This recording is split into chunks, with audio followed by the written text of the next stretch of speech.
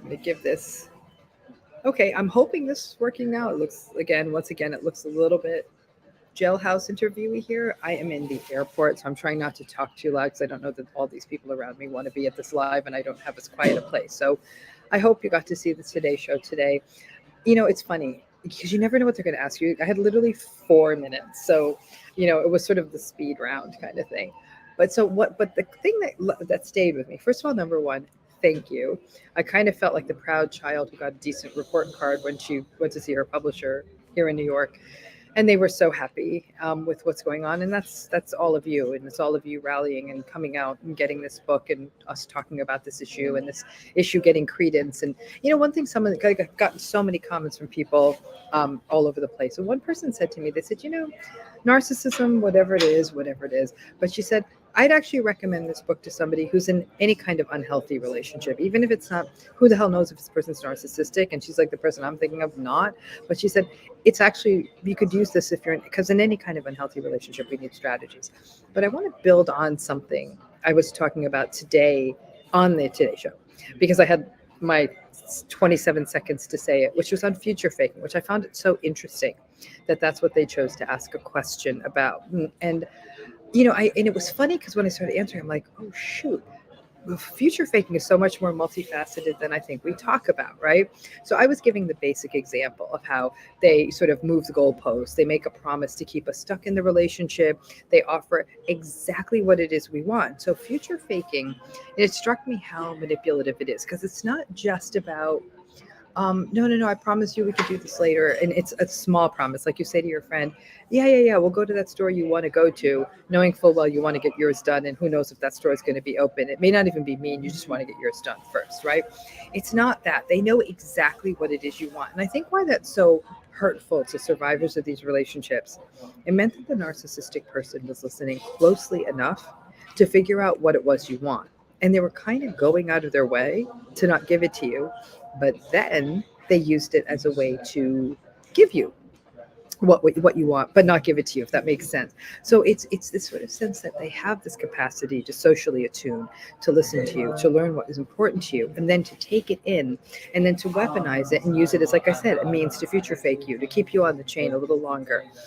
The other thing that future faking is designed to do, it's not just like sort of it's a keeping you around both in the short term and the long term. Like it could be in one day, we'll do that later, you never do it. Or it could be in the long term. I'm going to go to therapy and change. We're going to move in a year. The examples I gave on the show. And then as you get closer and closer to that destination point, then they'll push back even more, right? They'll buy more time. Like, you know what? Give me a few more months. And I'll tell you, I've watched people literally future fake away their lives as they, okay, what's another 3 months? What's another 6 months? What's another year? Can't expect people to change overnight, and on and on and on. And that's what I mean about the nefariousness of this future faking dynamic. A lot of people just view it as broken promises. But frankly, it's a lot more than broken promises. It's knowing what matters to you, offering it up, playing on your sense of patience, on your willingness to be, like I said, a patient person. And know that it's unrealistic to think someone's going to get into therapy and change by next week, or to know that it's not realistic for somebody to, just for you to move to a new city in a day, right? They know that, and they play upon that, but they also play upon your willingness to be reasonable, because as a quote unquote reasonable person, which I already think is a manipulative way to frame it, frankly, but as a reasonable person, they're saying, I'm offering you what you want and you're still leaving. So they're treating the offering of it as you actually getting the thing. And when you say, no, that's not good enough, they view you as unreasonable for saying, oh, that's not enough. And they're like, then what the hell is enough for you? And that tilts the table to you being a demanding, entitled, difficult person. So, like I said, as I answered the question, literally going lightning through my mind as I was on the show today, on Today's show today, was like, hey, this is so much more subtle. That's why I was actually glad I got to do this live in the airport before I get back to LA, because it's more than that. And that's why it's not just broken promises, which is what a lot of people around you, oh, it sounds like they just broke promises. I'm like, no. It's not just broken promises. It's a lot more than that. And so I just wanted to give it some more heft. So you can say that Sometimes people say, oh, stop making such a big deal. Okay, they future fake. It's a big deal because it plays on this idea that they actually did listen to you. They took what they listened to, they turned it into a weapon, they played upon your hopes, then they played upon your so-called reasonableness, which is really your empathy, and they, in essence, they kept you around. Again, they want to be able to control their supply. So they get to keep you around for as long as it works for them. And then don't be surprised if they future fake. I've heard this happen more than a few times. They future fake you and they future fake you and they future fake you. And then one day they leave because they had you there for as long as they needed you. And that feels absolutely devastating and awful. So this is what I'm saying. This isn't just a broken promise. And I think that when we talk about narcissistic relationships, it takes a unhealthy relationship and it sort of twists it into all these additional knots. But then there's one last element of future faking to keep in mind, which is when we sort of future fake ourselves, right? Which is, and what I mean by that is we're not manipulating ourselves, but it is part of the trauma bonded pattern of, I'm going to give this another month. I'm going to give this another 3 months. I am too busy to deal with this now. And listen, I'm the first one who gets, I'm the too busy to deal with this now. People sometimes say, I'm pregnant.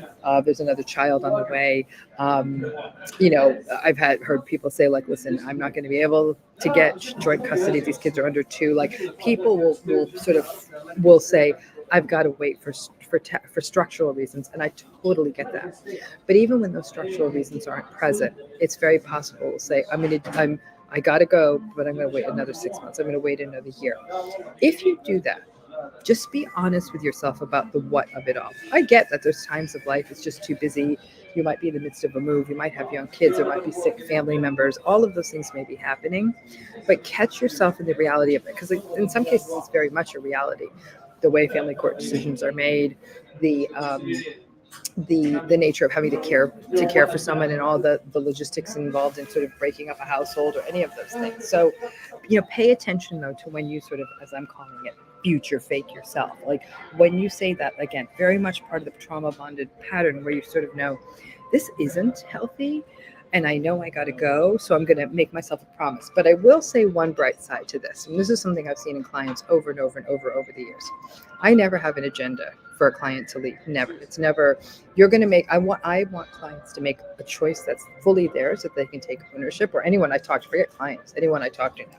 Through this book, I guess I can sort of help everyone, with this. But it's more, the moment you think like, there's a world outside of this relationship. And again, that applies more to like friendships or obviously intimate relationships where you say, I could walk away from this. And I may not now, but I could. Usually the first time you say it out loud is when you start, the little pebble starts rolling. And it's conceivable, maybe not now, maybe not even for 10 years, you may conceivably get out of this situation. So keep all of that in mind. But again, it was so interesting. I just got 8 minutes and 10 seconds with you, which is a lot more than I got today, in the sense of I was trying to answer so many questions. But when the future faking one came up, I realized how many sort of different facets there are to this dynamic, and how so many people will look back and say, how the hell did I get stuck in this for so long? And sometimes berate yourself, self-blame and shame, and like, what was I thinking? And I knew about toxic relationships. I knew about narcissism. And the yet was, just like any reasonable person would, when somebody makes a request and offers exactly the change you want, and it seems plausible it would take that long, a reasonable person would stay a little longer.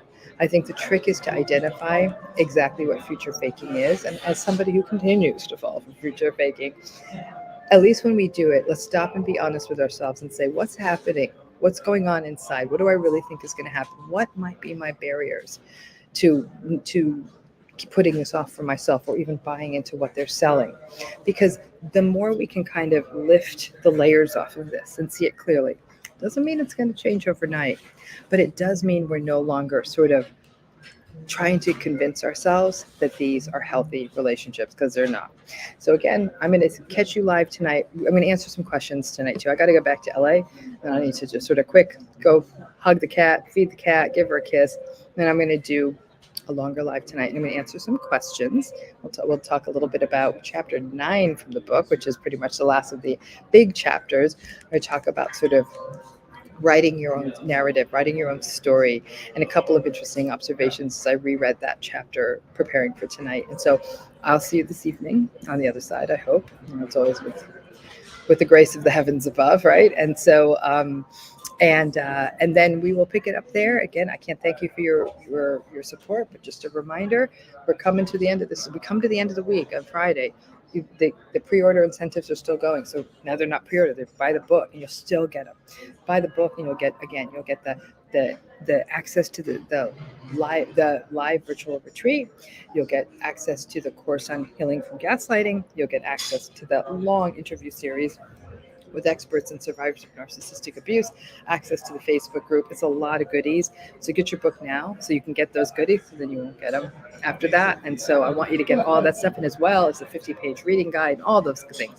So again, I'll see you tonight. Let me pack up or I'm going to be late to my flight. But again, I keep hammering on. Wouldn't that be ironic if I tell the person at the gate, like, I was late because my live went too long. So got to get home. So anyhow, my greatest gratitude to all of you for supporting this book, for supporting this conversation. And actually, little by little, we're bringing this conversation, we're hearing from survivors all day. We're bringing this conversation into something that they feel less shut down, they feel more heard. And that's all I want for anyone. So goodbye, everyone. I'll see you tonight. Like I said, longer live, and I'll be able to answer questions tonight. Okay. Thank you so much. I hope you're able to hear me okay. Bye.